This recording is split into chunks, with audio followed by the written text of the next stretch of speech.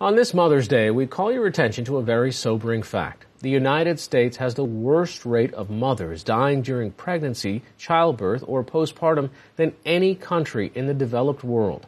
The maternal mortality rate is 26 women for every 100,000 live births in the U.S. NPR and ProPublica last week published a joint investigation into the reasons behind this problem, and ProPublica reporter Nina Martin joins me from Oakland, California to discuss what they found. First of all, put that number into perspective for us. 26 out of 100,000 doesn't sound like much. How does that stack up against the rest of who we compare ourselves to?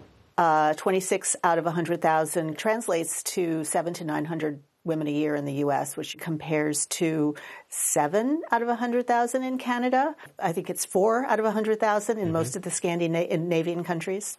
You had a character in this tragic story about a neonatal nurse. I mean, someone who works around babies her whole life, and she's the central character in your story that ends up highlighting so much of what's wrong in the system. By textbook, she had a very good pregnancy. She was healthy. She did everything right. She had access to good health care. She delivered the baby well. And yet, how is it possible that she's one of the people that ends up as one of these statistics?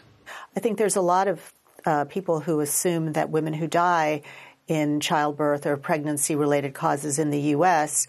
are they're poor, they have bad health care, they have pre-existing conditions, they are unhealthy, they don't get good prenatal care. There's all kinds of things that we sort of assume are the explanations. And Lauren had all of those things. I think that one of the big issues that we haven't really looked at in this country so much around maternal care is everybody sort of said, oh, look, we're so much better than we used to be. Women used to die, 800 women in this country used to die every day in childbirth. We've licked that problem. And meanwhile, babies are dying. And so let's focus on the babies. But we've sort of taken our eye off of maternal health.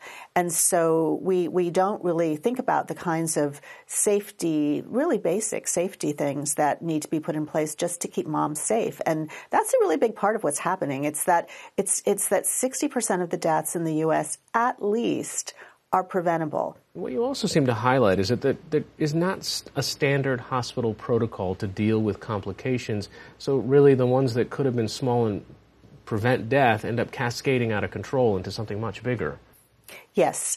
So again, none of this is, the things that need to be done to prevent women from dying or nearly dying in childbirth in the U.S. are pretty well known. What Lauren had was a condition called preeclampsia. 200,000 women a year develop preeclampsia in the U.S. It's textbook, it's basic to OBGYN care, and everybody knows what you're supposed to do. It's not that her caregivers weren't good doctors, but they didn't recognize what was going on because they weren't on the same page about, what the standards are and what we should do when certain standards hit.